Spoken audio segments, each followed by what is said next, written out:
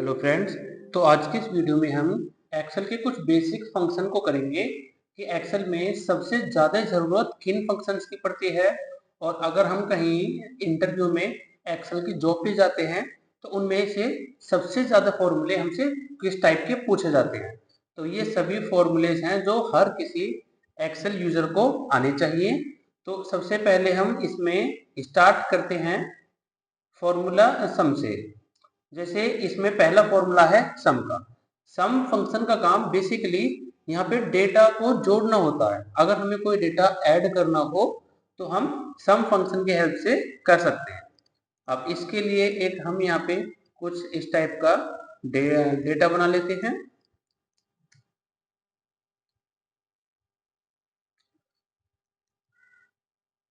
कुछ यहाँ पे हमने स्टॉक आइटम रख लिया,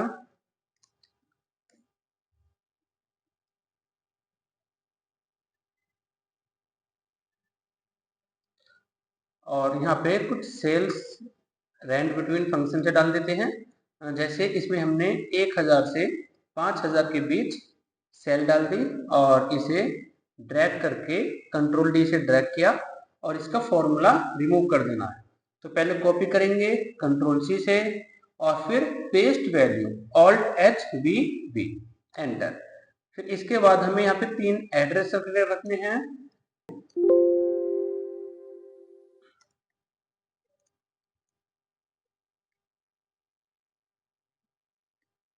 और इसे भी हम इसी टाइप से ड्रैग कर देंगे तो हमारे पास में ये डेटा बन चुका है। अब इस डेटा में जैसे मुझे इस कंप्लीट सेल का सम निकालना है, टोटल वैल्यू को हमें ऐड करना है, तो इस कंडीशन में यूज करेंगे हम सम फंक्शन का। तो यहाँ लगाएंगे इक्वल सम। इसे भी हम 2 टाइप से लगा सकते हैं। एक तो इसमें हम एक एक करके वैल्यू को कॉमा लगा लगा कर इस टाइप से भी सेलेक्ट कर सकते हैं। इससे क्या होगा कि जो जो सेल इसमें हम सेलेक्ट करेंगे ये बस उसी का ही सम करेगा, ब्रैकेट क्लोज। तो जो जो डेटा हमने सेलेक्ट किया है उसी का ये सम लाएगा। और अगर हम इसमें सभी को एक साथ सेलेक्ट करते हैं तो जो डेटा हमने स्टार्टिंग से लास्ट तक सेलेक्ट किया है D3 से D24 तक, ये सभी का जोड़ एक साथ ले आएगा। ओके फ्रेंड्स, तो सम फॉर्मूला सिंपल डेटा को ऐड करने का काम करता है। इसके बाद formula number 2 sum if. Sum if formula use होता है डेटा में से कंडीशन के अनुसार ऐड करने के लिए। अब जैसे इस डेटा में अगर मैं कहूं मुझे ओनली ये जो माउस की सेल है बस यही सेल जोड़नी है, बाकी डेटा नहीं जोड़ना, तो इसे या तो हम सिंपल सम से भी कर सकते हैं, वैल्यू को एक एक करके सेलेक्ट करेंगे तो इस टाइप से भी हो जाएगा, बट इसमें काफी ज्यादा टाइम कंज्यूम होगा क्योंकि अगर हमारे पास में ज्यादा बड़ी लिस्ट है जिसमें 1500 डेटा है तो एक एक करके सेलेक्ट करने में उसमें ज्यादा टाइम लगेगा। तो इस कंडीशन में हम किसी सेल में लिखेंगे माउस और यहाँ यूज करेंगे समिफ। समिफ के अंदर सबसे पहले रेंज आ रही है। रेंज में हम उस डेटा को सेलेक्ट करते हैं जिसमें से डेटा को ढूंढ रहे हैं। जैसे हम माउस ढूंढ रहे हैं तो माउस को किस कॉलम में ढूंढ रहे हैं हम, इस नेम वाले कॉलम। तो रेंज में ये कंप्लीट रो कॉलम हो जाएगा रेंज। कॉमा लगाएंगे और क्राइटेरिया मींस इसमें हम क्या ढूंढ रहे हैं, माउस, तो क्राइटेरिया उसे सेलेक्ट करेंगे। अगेन कॉमा लगाना है और सम रेंज। सम रेंज मतलब जिसका हमें सम चाहिए। हमें सम चाहिए नंबर वाली सेल का, ये सेल हमें पूरी ऐड करानी है, ब्रैकेट क्लोज और एंटर। तो ये ओनली माउस की जो वैल्यू है बस उसी को ही ऐड कराएगा, बाकी को ऐड नहीं कराएगा। अगर हम यह नाम चेंज करें एलईडी तो फिर ये ऑटोमेटिक एलईडी की वैल्यू को ऐड कराएगा। अगर हमें इस डेटा में से ओनली प्लकवा का सम निकालना हो कि ये जो प्लकवा वाली सेल आ रही है हमें इसका सम चाहिए या स्पेशल गाजियाबाद का सम चाहिए, तो इस कंडीशन में हमने यहाँ पे गाजियाबाद लिखा और इक्वल टू लगाएंगे सम। अब इसमें पहले रेंज पूछ रहा है तो रेंज में हम उस डेटा को सेलेक्ट करेंगे जिसमें से हमें इस गाजियाबाद को ढूंढना है। अब जैसे गाजियाबाद को हम एड्रेस वाले कॉलम में ढूंढ रहे हैं तो एड्रेस का कंप्लीट कॉलम रेंज हो जाएगा। कॉमन लगाया और क्राइटेरिया, इस रेंज में हम किसे ढूंढ रहे हैं, गाजियाबाद को। अगेन कॉमा और सम रेंज, सम हमें इसका करना है, सेल का। तो सम रेंज हमेशा नंबर वाली होती है जिसका हमें सम करना है, ब्रैकेट क्लोज एंटर। अब ये ओनली जो गाजियाबाद की सेल है उसी को ऐड करके लाएगा। अगर इसमें हम चेंज करें, प्लकवा करें तो प्लकवा का सम लाएगा, और दिल्ली करें तो दिल्ली की सेल का सम लाएगा। फिर नेक्स्ट फॉर्मूला है इसके बाद sum ifs. Sum if formula एक कंडीशन के अकॉर्डिंग जोड़ता है, और सम इफ्स फॉर्मूला दो या दो से ज्यादा कंडीशन के अनुसार ऐड करके लाएंगे। अब जैसे हमारे पास ये डेटा आया है, माउस का डेटा हमें यहाँ पे मिल गया कि माउस की टोटल सेल इतनी है, बट इसने माउस की जो टोटल सेल दिखाई है वो पिलखों में भी दिखाई है, वो गाजियाबाद वाली भी जोड़ी है, और वो दिल्ली वाली भी जोड़ी है। अगर हमें ओनली माउस की सेल पिलखों वाली जोड़नी हो, बाकी जो गाजियाबाद है वो नहीं जोड़ना, और ना ही दिल्ली वाली सेल जोड़ना, हमें ओनली पिलखों में जितनी भी हैं, जैसे एक सेल ये रही, ये भी ऐड करनी है। तो इस कंडीशन में हम यूज करेंगे सम इफ फंक्शन का, इक्वल सम इफ लगाएंगे, सम इफ्स। अब सम इफ्स के अंदर सबसे पहले सम रेंज पूछ रहा है, तो सम रेंज होगा इसमें सेल्स वाला डेटा, क्योंकि सम रेंज वो डेटा होता है जिसका हमें जोड़ निकालना है।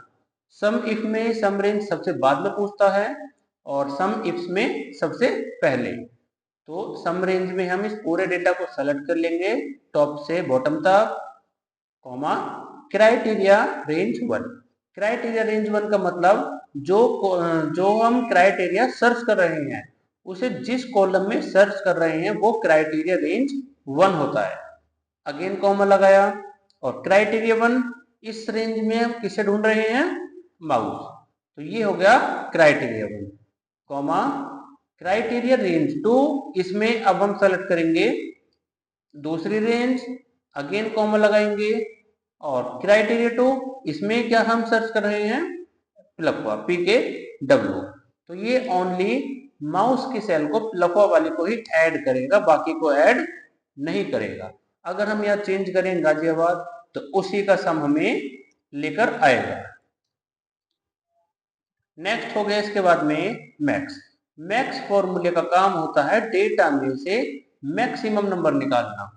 अब जैसे इस डेटा में मुझे सबसे बड़ा नंबर चाहिए, सबसे बड़ा नंबर इसमें क्या है, तो इसके लिए हम सिंपल सबसे पहले मैक्स लगाएंगे और सारे डेटा को सेलेक्ट करना है, ब्रैकेट क्लोज और एंटर। तो ये क्या काम करेगा, इस सभी डेटा में से मैक्सिमम नंबर को फाइंड करके लाएगा। मैक्सिमम मतलब सबसे बड़ा नंबर, और मिन वाला फॉर्मूला डेटा में से सबसे छोटे नंबर को फाइंड करके लाएगा कि इस डेटा में सबसे छोटा नंबर ये है 1087। नेक्स्ट फॉर्मूला है काउंट। काउंट फॉर्मूले का काम होता है बेसिकली डेटा को काउंट करने के लिए।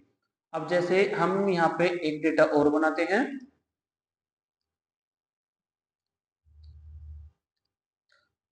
फॉर्मूला हटाना है इसका, और फिर इसमें हमें बीच बीच में कहीं कहीं अल्फाबेट टाइप करने हैं।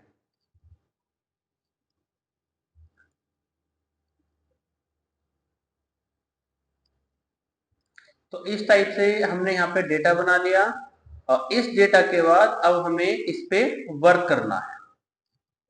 जैसे इस डेटा में से मुझे ओनली जो नंबर्स हैं बस वो काउंट करने कि टोटल नंबर कितने हैं। जैसे पूरे डेटा में 1 हो गया, 2, ये तो नाम है, ये हमें नहीं गिनना, 3, 4, ऐसे पूरे डेटा में नंबर कितने हैं उसे निकालने के लिए हम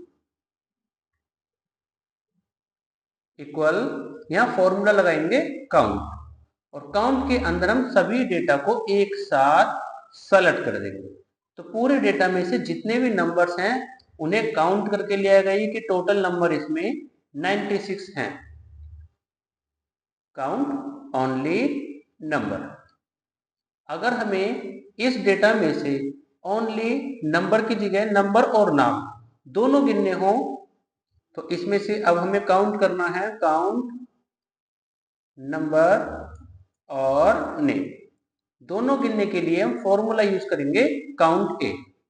जो सेकेंड नंबर का फॉर्मूला है काउंट ए, इसका काम होता है डेटा में से नंबर भी और नाम भी, बस ये खाली जगह तो छोड़ देगा, बाकी सभी को काउंट कर लेगा। तो काउंट ए का काम होता है डेटा में से सभी डेटा को काउंट करना, चाहे वो नंबर हो चाहे वो नाम हो।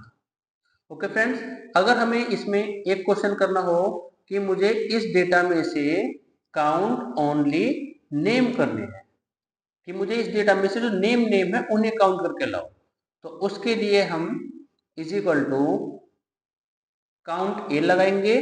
काउंट ए टोटल डेटा को काउंट करेगा, ब्रैकेट क्लोज किया और इसमें माइनस लगा के काउंट को माइनस कर देना है।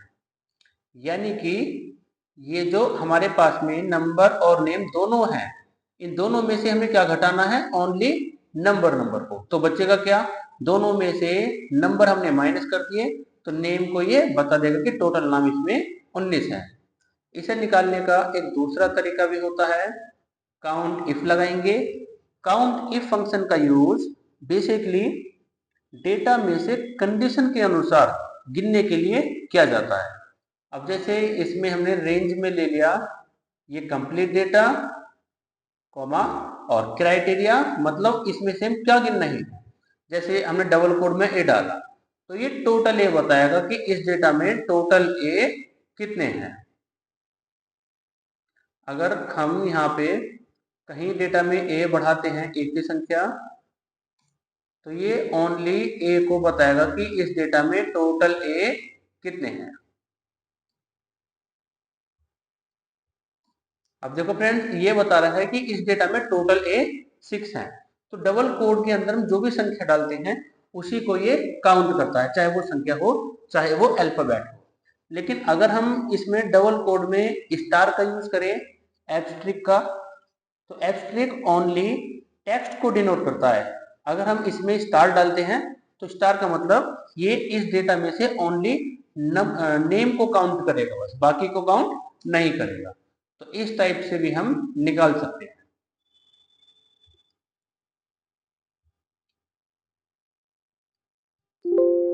फिर इसके बाद नेक्स्ट फॉर्मूला है काउंट ब्लैंक। काउंट ब्लैंक का यूज किया जाता है डेटा में से खाली सेल को काउंट करने के लिए।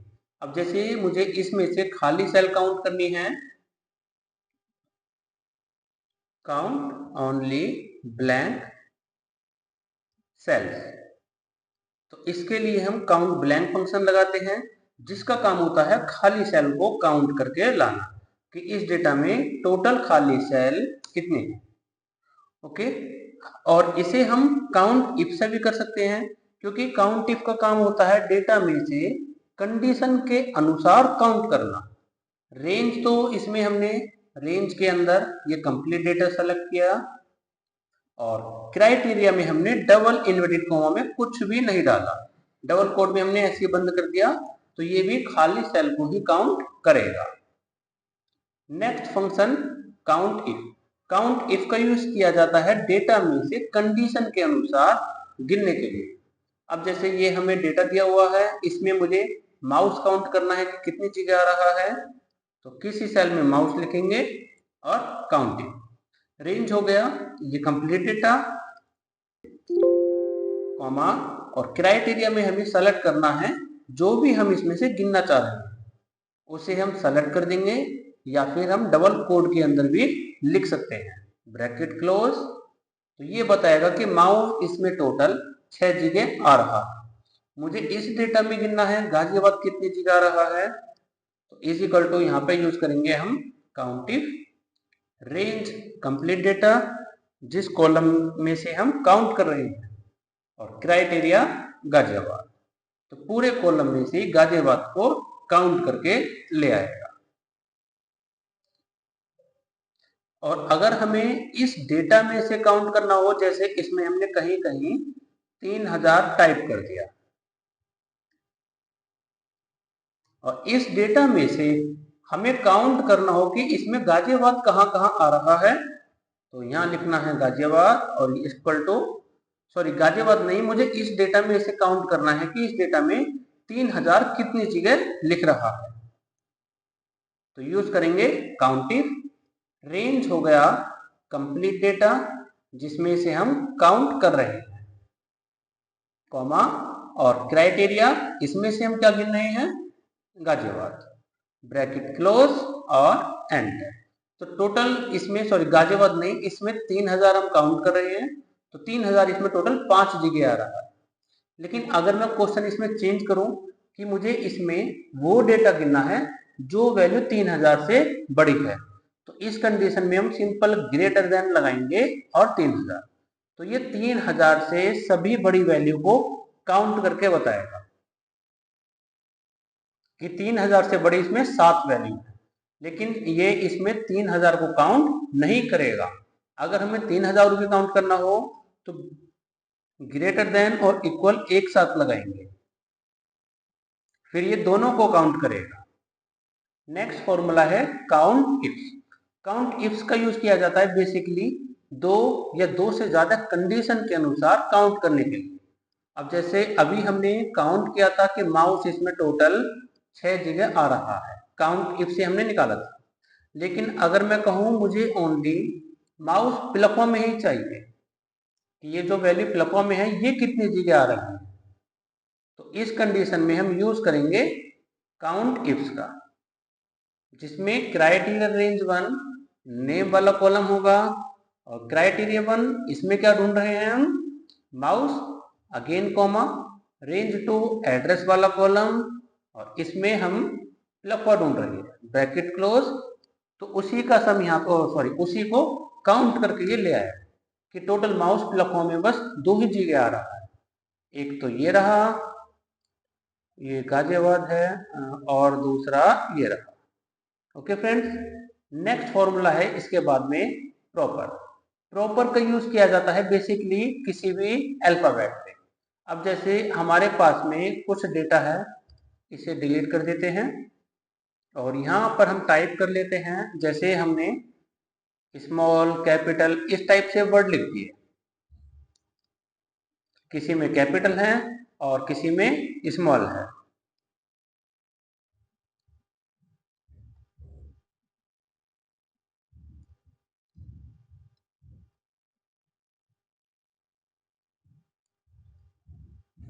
अब ये डेटा मुझे प्रॉपर सेंटेंस केस में लिखना है कि इस डेटा में फर्स्ट लेटर तो कैपिटल हो, बाकी सारा डेटा स्मॉल हो, तो उस कंडीशन में हम यूज करेंगे प्रॉपर का। अब इसमें टेक्स्ट हो गया हमारे पास ये डेटा, ब्रैकेट क्लोज और एंटर। तो ये क्या काम करेगा प्रॉपर, किसी भी डेटा में से डेटा के फर्स्ट लेटर को कैपिटल करेगा और बाकी सभी को स्मॉल लेटर में कर देगा। अगर हमें किसी ने लिस्ट दी हुई है, सारे नाम इसमें कैपिटल हमें लिखे हुए हैं और हमसे बोला जाए कि इसमें मुझे डेटा के फर्स्ट लेटर को तो कैपिटल करना है, बाकी सबको स्मॉल करना है, तो इस कंडीशन में यूज करेंगे हम प्रॉपर का। टेक्स्ट में इसे सेलेक्ट करेंगे, ब्रैकेट क्लोज, एंटर और ड्रैग।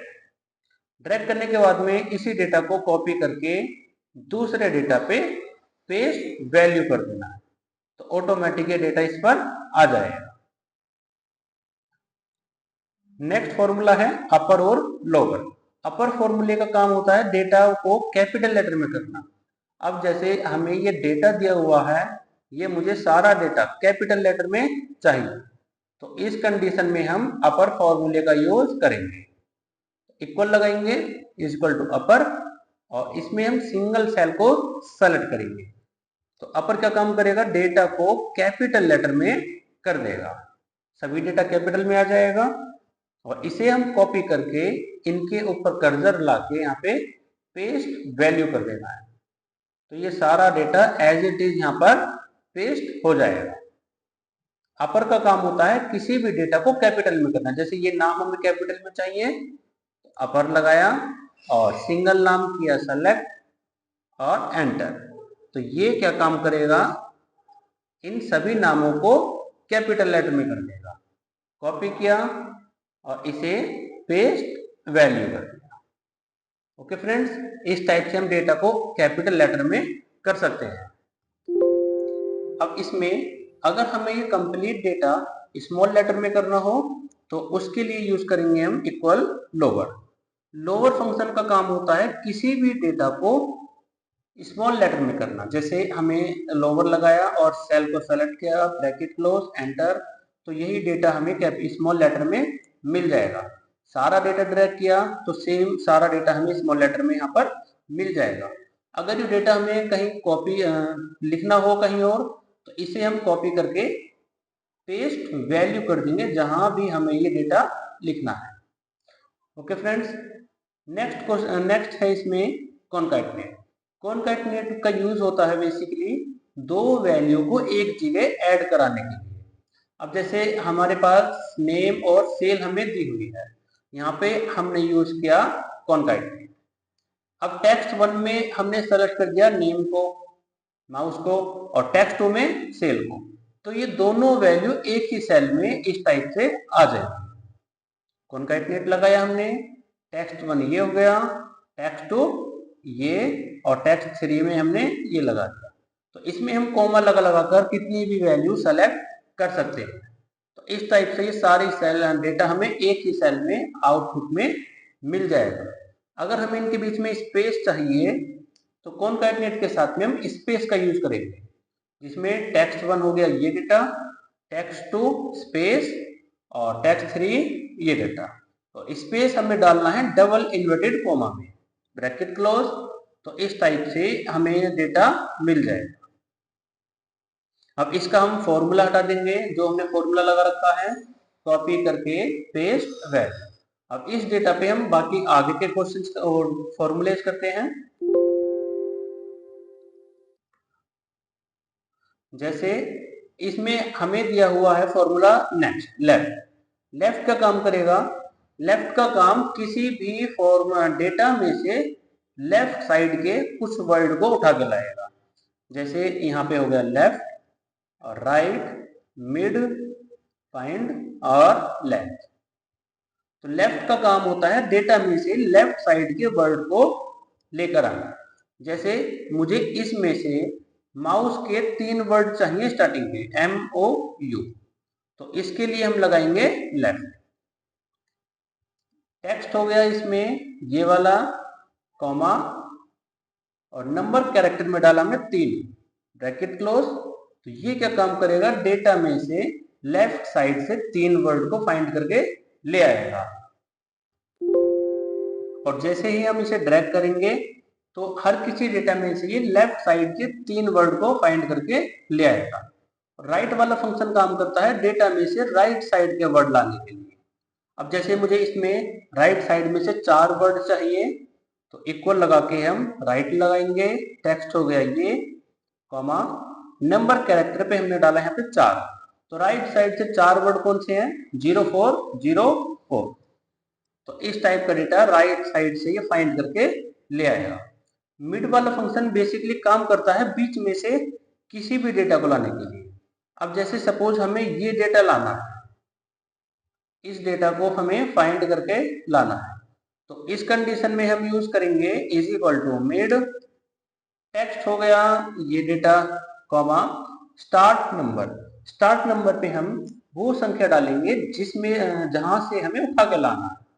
अब जैसे मुझे लाना है ओ से, तो ओ किस स्थान पे आ रहा है, दूसरे पे, start number 2, comma, number character 4, OUSE, bracket close. तो इस टाइप से ये बीच में से डेटा फाइंड करके उठाकर ले आएगा, एक्सट्रैक्ट कर लेगा। फिर इसके बाद नेक्स्ट फॉर्मूला है फाइंड। फाइंड किसी भी कैरेक्टर की वैल्यू बताएगा।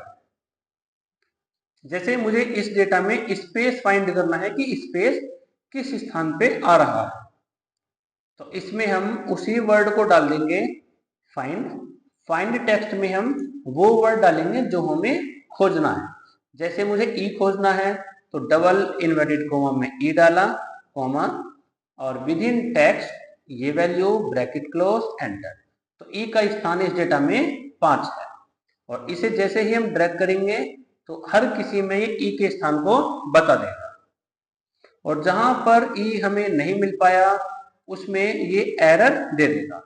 और अगर हमें एरर की जगह कुछ और प्रिंट कराना हो तो यूज करेंगे हम इफ एरर फंक्शन का।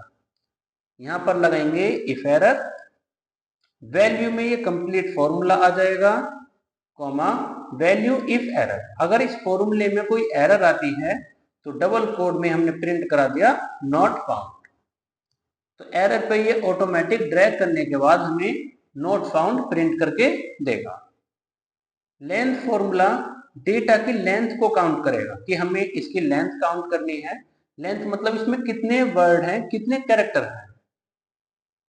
जैसे माउस में 5 हो गए और ये 4 वर्ड हो गए, 5 4 9 और एक स्पेस यानी कि 10, इसमें टोटल 10 अक्षर है।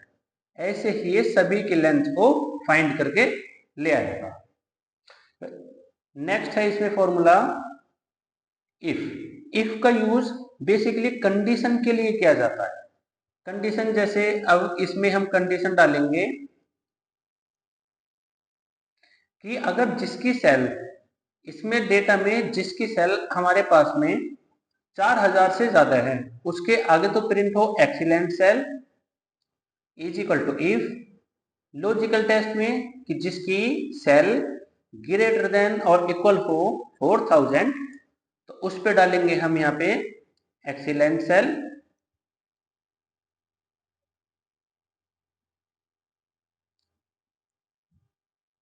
अदरवाइज डबल कोड में यहाँ पर डालेंगे हम नॉर्मल सेल। जिसकी 4000 से कम है वहां पर हमने नॉर्मल सेल्स प्रिंट करा दिया।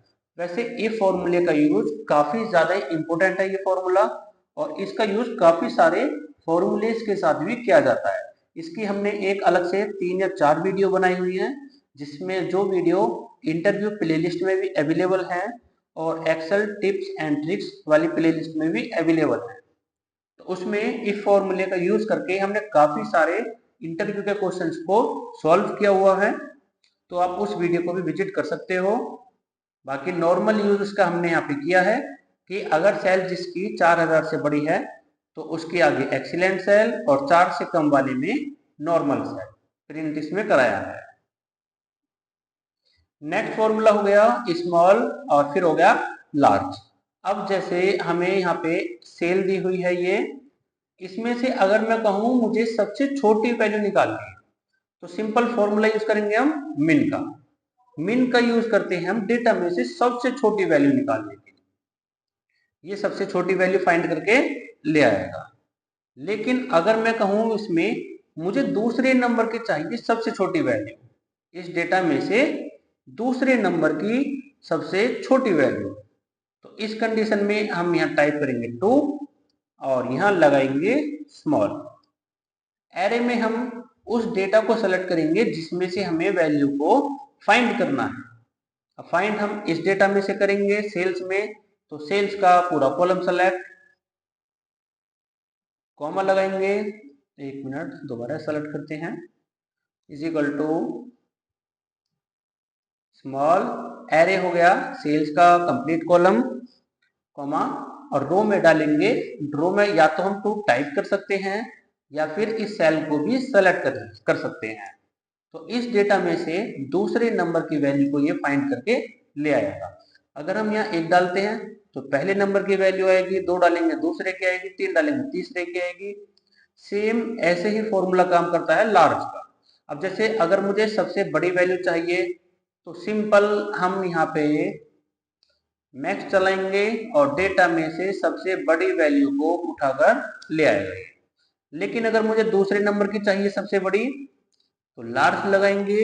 एरे हो गया कंप्लीट डेटा, कंप्लीट हमने सेल्स वाला कॉलम सेलेक्ट किया है, कॉमा और के में हमने ये वाली वैल्यू सेलेक्ट किया है। इसे हम नीचे से सेलेक्ट करके एरो से इस टाइप से ऊपर जा सकते हैं, एंटर। तो दूसरे नंबर की ये वैल्यू है, पहले पे ये है, चौथे नंबर की ये वैल्यू है, 5वें नंबर पे ये है। अगर हमें इस डेटा में से टॉप 5 सेल निकालनी हो कि टॉप 5 सेल कौन कौन सी है, तो इस कंडीशन में हम यहाँ पे 1 से 5 तक काउंटिंग टाइप करेंगे और यहाँ लगाएंगे लार्ज। एरे में कंप्लीट डेटा सेलेक्ट करना है और इस डेटा को लॉक कर देना है कीबोर्ड से F4 की प्रेस करके, ताकि ये कंप्लीट एरे ड्रैग ना हो, कॉमा कि मैं इस वैल्यू को सेलेक्ट करेंगे जो कि हाइड हो चुकी है, तो किसी और सेल को सेलेक्ट करके कीबोर्ड में जो 4 एरो की होती हैं उनसे हम इस सेल को सेलेक्ट कर लेंगे, ब्रैकेट क्लोज एंटर।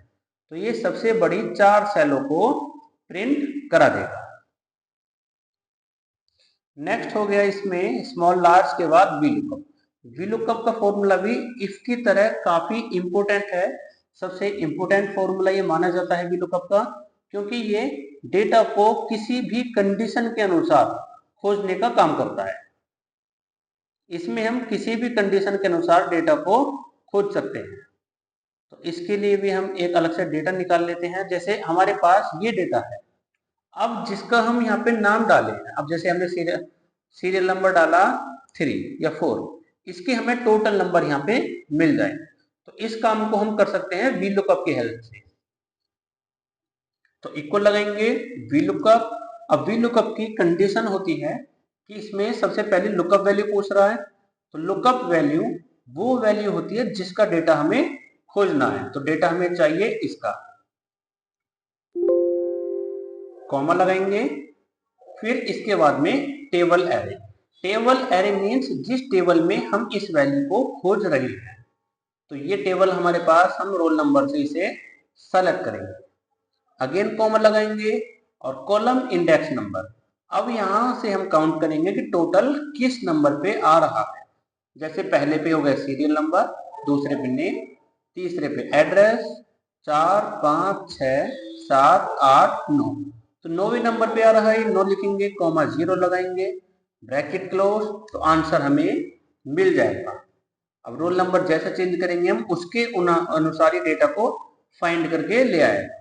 अब जैसे मुझे नेम के अनुसार चाहिए कि हमने मई नाम लिखा और मई के हमें इंग्लिश के नंबर मिल जाए, तो वी लुकअप लगाएंगे, लुकअप वैल्यूज में क्या हो गई मई, कॉमा टेबल एरे, इस वैल्यू को हम इस डेटा में खोजेंगे और इस डेटा को हमने इसमें नेम से डेटा क्यों सेलेक्ट किया, क्योंकि वी लुकअप की कंडीशन होती है जो लुकअप वैल्यू है। जैसे यहाँ पे रोल नंबर से लुकअप वैल्यू, तो वहीं से हमने डेटा सेलेक्ट किया था। अब हम नेम के अनुसार खोज रहे हैं तो नेम से ही सेलेक्ट करेंगे, कॉमा कॉलम इंडेक्स नंबर में इस टेबल को सेलेक्ट किया, सॉरी कॉलम इंडेक्स नंबर में हम डालेंगे इंग्लिश। इंग्लिश किस नंबर पे आ रहा है, यहीं से काउंट करेंगे जहां से टेबल एरे सेलेक्ट किया है, 1, 2, 3 और 4, और एग्जैक्ट मैच के लिए कॉमा 0, ब्रैकेट क्लोज और एंटर। अब जिसका भी हम यहाँ पे नाम डालेंगे उसी का डेटा हमें मिल जाएगा। गलत नाम डालने से एरर आएगी और एरर पे हम यहाँ पे इफ एरर का यूज कर सकते हैं। अगर आपको एडवांस वीलुकअप सीखना हो, 3D वीलुकअप, तो आप वीलुकअप की सीरीज हमारी देख सकते हो, प्ले लिस्ट में अवेलेबल है वो भी। तो इसमें हमने नोट फाउंड टाइप कर दिया। अब जब भी एरर आएगी तो यहाँ पे ऑटोमेटिक नोट फाउंड प्रिंट हो जाएगा। इसके बाद नेक्स्ट फॉर्मूला है इसमें वी लुकअप के बाद एच लुकअप। एच लुकअप का यूज भी सेम वी लुकअप की तरह ही किया जाता है। जैसे हमारे पास में ये डेटा है, अगर हम इस डेटा को ट्रांसपोज कर दें, मीन्स ये तो डेटा हमें कॉलम के अनुसार दिया हुआ है इस टाइप से, और अगर हमें डेटा कॉपी करके हमने ये डेटा कर्सर नीचे रख के इसे कर दिया ट्रांसपोज, तो ट्रांसपोज क्या काम करेगा, जो डेटा रो में है उसे कॉलम में कन्वर्ट कर देगा और जो डेटा कॉलम में है वो रो में हो जाएगा।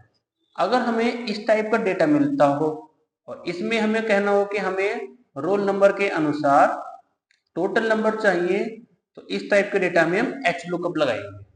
एच लुकअप भी सेम वी लुकअप की तरह ही काम करता है।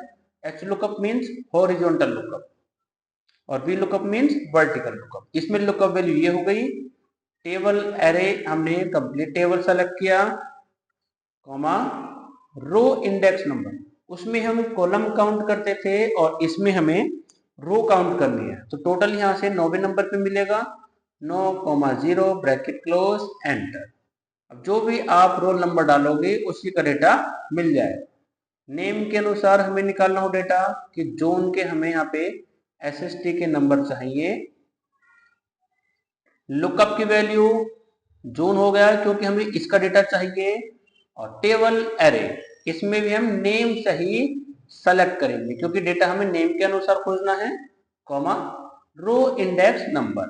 अब पहले पे हो गया नेम, 2 3 4 5 6 7, सातवें पे SST है, कॉमा 0 ब्रैकेट क्लोज। तो इस टाइप से एच लुकअप वर्क करता है। इसमें भी हम सेम इफ एरर का यूज कर सकते हैं। नेक्स्ट इसमें हो गया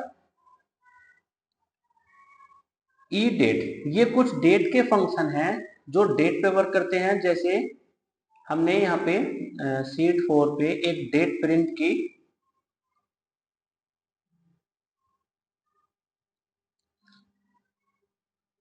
इसके लिए हमें इसका डेट का टाइम फॉर्मेट चेंज करना होगा। पहले मैं इसे चेंज कर लेता हूँ। अब इसका फॉर्मेट चेंज हो चुका है। तो यहाँ पे हमने डेट टाइप की 2/5/2024। अब ई डेट का फॉर्मूला क्या काम करता है, किसी भी मंथ को जंप करने का काम करता है। जैसे यहाँ पे 2 मई 2024 की डेट आ रही है, यहाँ हमने लगाया ई डेट।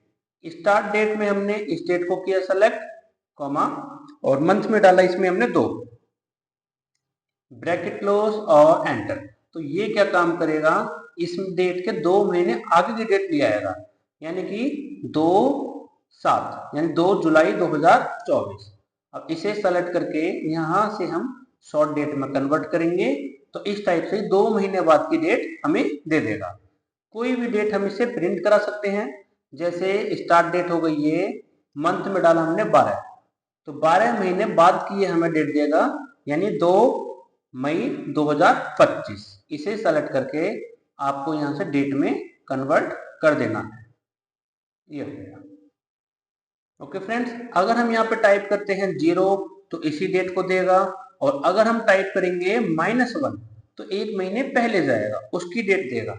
अब देखो यहाँ पे 2 मई है और इसने डेट हमें दी है 2 अप्रैल 2024। नेक्स्ट फॉर्मूला है EO month, end of month. इसका काम बेसिकली किसी भी महीने की लास्ट तारीख को प्रिंट कराना होता है। जैसे मुझे इसकी लास्ट तारीख चाहिए, तो इस कंडीशन में हम एंड ऑफ मंथ लगाएंगे, और स्टार्ट डेट इसमें ये हो जाएगी, कॉमा 0 ब्रैकेट क्लोज एंटर। 0 हमने इसलिए डाला ताकि हमें इसी की लास्ट डेट मिले। इसे भी डेट में कन्वर्ट करेंगे यहां से, ये हो गया। तो यहाँ पे है 2 मई 2024, तो इसकी लास्ट डेट हमें मिली है 31 मई 2024। अगर हम यहाँ डालते हैं 2 तो ये 2 महीने आगे जाएगा, यानी कि मई से जून जुलाई, जुलाई के लास्ट डेट प्रिंट कराएगा। आप जो भी यहाँ पे नंबर डालोगे, -3 डाला तो 3 महीने पहले जाएगा, और फरवरी आएगा और उसी की लास्ट डेट प्रिंट कराएगा। ओके फ्रेंड्स, नेक्स्ट है इसमें टुडे। टुडे का काम होता है टुडे और नाउ का करंट की डेट प्रिंट करना। जैसे हमें कि वो इसमें आज की डेट चाहिए, तो टुडे लगाएंगे। जो भी हमारे कंप्यूटर में डेट चल रही होगी उसी डेट को हमें आउटपुट में दे देगा। और इसे हम कीबोर्ड से कंट्रोल के साथ सेमी कॉलम प्रेस करके भी ले सकते हैं। नाउ का फॉर्मूला डेट के साथ साथ टाइम भी देगा, जो टाइम हमारे कंप्यूटर में चल रहा होगा। और अगर खाली टाइम हमें इनपुट कराना हो तो कीबोर्ड से कंट्रोल शिफ्ट और सेमीकोलन को प्रेस कर सकते हैं। नेक्स्ट हो गया इसके बाद में डेट वैल्यू। डेट वैल्यू का काम होता है किसी भी महीने की कोई सी भी डेट निकालने के लिए। जैसे हमने यहाँ पे मई लिखा और मुझे इस महीने मई महीने की 15 तारीख चाहिए, तो हम डेट वैल्यू फंक्शन लगाएंगे, डबल कोड में डालेंगे 15, डबल कोड क्लोज, और एंड के साथ में इस महीने को सेलेक्ट कर देना है, ब्रैकेट क्लोज और एंटर। तो इस टाइप से ये डेट में कन्वर्ट करेंगे इसे भी। तो इस टाइप से ये इसकी 15 तारीख निकाल कर ले आएगा। जैसे हमने यहाँ पे सारे मंथ लिखे और सभी की मुझे 1 तारीख चाहिए, तो हम यहाँ पे लगाएंगे date value, double inverted comma में डालेंगे 1, और एंड के साथ में इस वाली सेल को सेलेक्ट कर देंगे, और फिर इसे कर देंगे हम डेट में कन्वर्ट। तो इस टाइप से हर किसी महीने की 1 तारीख ये लेकर आ जाएगा। नेक्स्ट फॉर्मूला है इसके बाद डेट डिफ। इसका यूज किया जाता है बेसिकली किसी भी दो डेट के बीच का डिफरेंस निकालने के लिए। जैसे हमने यहाँ पे कोई पुरानी डेट डाली 1/2/2004 और यहाँ डाल दी हमने आज की डेट। तो डेट डिफ के इसमें पैरामीटर में हम जो यूनिट होती हैं वो 5 प्रकार की यूनिट होती हैं, Y, Y M, M D, M और डी। वाई का यूज किया जाता है ईयर का डिफरेंस निकालने के लिए। जैसे यहाँ 2004 है और यहाँ 2025, तो वाई क्या काम करेगा, ईयर का डिफरेंस निकालेगा। DATEDIF कंप्लीट फॉर्मूला हमें टाइप करना है। स्टार्ट डेट हो गई ये और एंड डेट हो गई ये और यूनिट हो गई डबल इन्वर्टेड कॉमा में वाई। तो ये बताएगा कि इस डेट से इस डेट तक टोटल 21 साल का डिफरेंस है। सेम हम इसमें डेट डिफ लगाया, start date comma end date और यूनिट में वाई है। ये हमें महीने का डिफरेंस बताएगा कि यहाँ पे चल रहा है फरवरी और यहाँ पे है मार्च, तो टोटल 1 महीने का डिफरेंस है। और एमडी हमें बताएगा दिन का डिफरेंस। वैसे ये फॉर्मूला डेट ऑफ बर्थ निकालने में भी काफी हेल्पफुल है। एमडी लिखा हमने तो ये दिन का डिफरेंस बताएगा। यहाँ पे है 1 तारीख और यहाँ 21 तारीख, तो टोटल 20 दिन का डिफरेंस हमें मिल चुका है। Date dif, start date, end date और यूनिट में एम। एम क्या काम करेगा, इस डेट से इस डेट तक टोटल महीने को काउंट करके बताएगा कि इस तारीख से इस तारीख तक टोटल इतने महीने हो चुके हैं। और डी क्या काम करेगा, ये टोटल डेज को काउंट करेगा। स्टार्ट डेट, एंड डेट और यूनिट में डे, कि इस तारीख से इस तारीख तक टोटल इतने दिन हो चुके हैं। इनके हेल्प से हम डेट ऑफ बर्थ भी निकाल सकते हैं, जो स्टार्टिंग के 3 आ रहे हैं, क्योंकि ये साल का डिफरेंस होता है और ये महीने का और ये दिन का। नेक्स्ट फॉर्मूला है इसके बाद में प्रोडक्ट और सम प्रोडक्ट। प्रोडक्ट फॉर्मूले का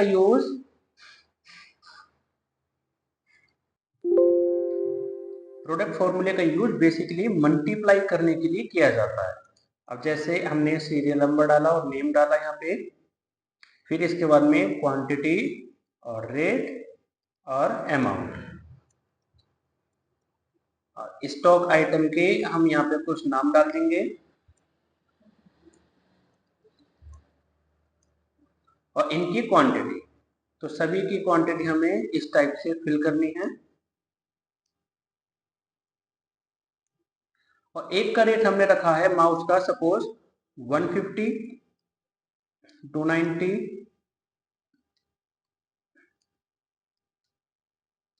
तो इस टाइप से हमने सबके रेट असाइन कर दिए।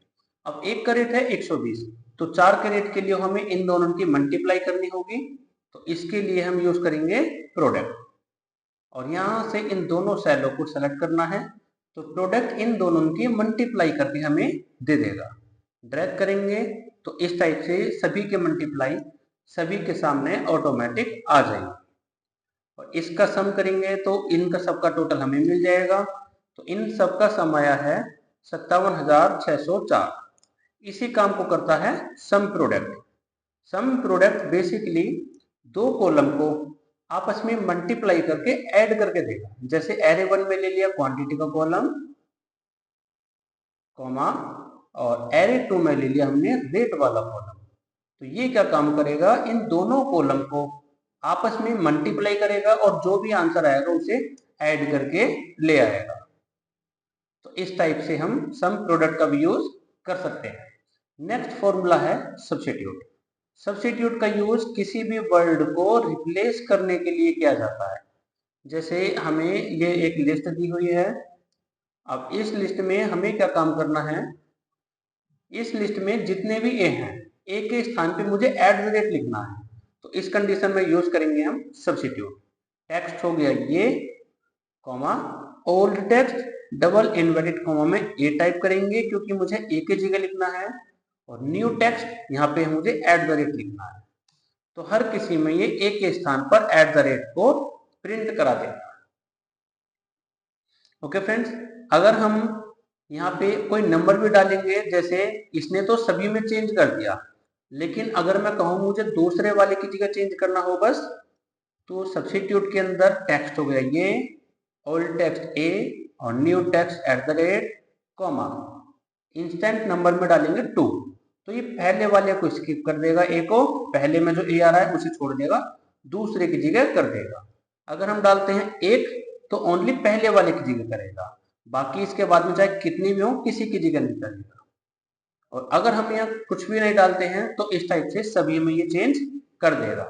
अब जैसे अगर मुझे इस डेटा में से ए गिनने हो कि हर किसी नाम में ए की संख्या कितनी है, तो इस कंडीशन में सबसे पहले तो हम यहाँ से ए को रिमूव करेंगे। सब्स्टिट्यूट टेक्स्ट ये हो गया और टेक्स्ट ए के स्थान पे खाली छोड़ देना है बस। तो इस टाइप से हमें डेटा मिल जाएगा, ए यहाँ से बिल्कुल रिमूव हो जाएगा। और इसकी हम यहाँ से लेंथ काउंट करेंगे कि टोटल डेटा की लेंथ हमें इतनी मिली है। फिर उसके बाद में टोटल की लेंथ में से एक बार और टोटल की लेंथ निकालेंगे और इसमें से माइनस कर देंगे बिना ए के नाम को। तो इस टाइप से हर किसी नाम में से ए की लेंथ हमें काउंट करके मिल जाएगी। नेक्स्ट फॉर्मूला हो गया इसमें रोमन। रोमन क्या काम करेगा, किसी भी नंबर को कन्वर्ट करेगा रोमन काउंटिंग में। जैसे फर्स्ट सेकंड थर्ड इस टाइप से नंबर्स होते हैं तो रोमन उनमें कन्वर्ट करता है। हमने यहाँ पे कुछ 10 से लेकर 900 तक कुछ नंबर यहाँ पे टाइप कर दिए, 1 से लेकर टाइप करते हैं 1 से लेकर 900 तक। अब हमें ये सभी नंबर को रोमन में कन्वर्ट करना है, तो रोमन लगाएंगे बस और इसे सेलेक्ट करके ब्रैकेट क्लोज और एंटर, तो हर किसी को ये रोमन में कन्वर्ट करके दिखा देगा। अब इसमें एक को रोमन में फर्स्ट कहते हैं, सेकंड, थर्ड, फोर्थ, फिफ्थ, तो इस टाइप से आप किसी का भी रोमन नंबर यहाँ से निकाल सकते हो। 1000 को m कहा जाता है। नेक्स्ट फॉर्मूला है और ये इस वीडियो का लास्ट फॉर्मूला है इंडेक्स। ये भी काफी इंपॉर्टेंट फॉर्मूला है वी लुकअप की तरह। तो इसका यूज हम इंडेक्स वी लुकअप के जैसा ही करते हैं। जैसे हमें ये डेटा दिया हुआ है,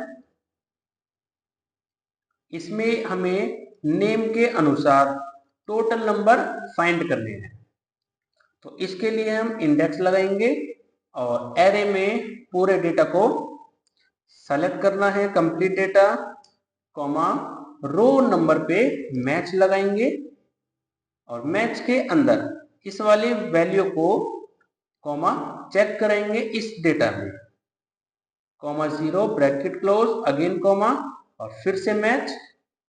इस बार हम इस टोटल को मैच कराएंगे इस कंप्लीट रो में, कॉमा 0 ब्रैकेट क्लोज एंटर। अब जैसे ही जो भी हम यहाँ पे नाम डालेंगे उसी के नंबर ये हमें लेकर आ जाएगा।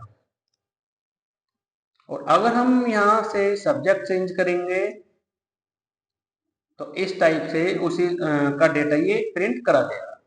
ओके फ्रेंड्स, तो ये थे एक्सेल के कुछ बेसिक्स फॉर्मूले जो हर किसी एक्सेल यूजर को आने ही चाहिए। और अगर आप इन्हीं के सभी फॉर्मूले के एडवांस वर्जन देखना चाहते हो तो एक्सेल इंटरव्यू सीरीज को जल्दी से जल्दी विजिट करना। उसमें काफी लेवल तक हार्ड क्वेश्चंस हमें दिए हुए हैं जो कि एक्सेल, MIS सभी इंटरव्यू में पूछे जाते हैं।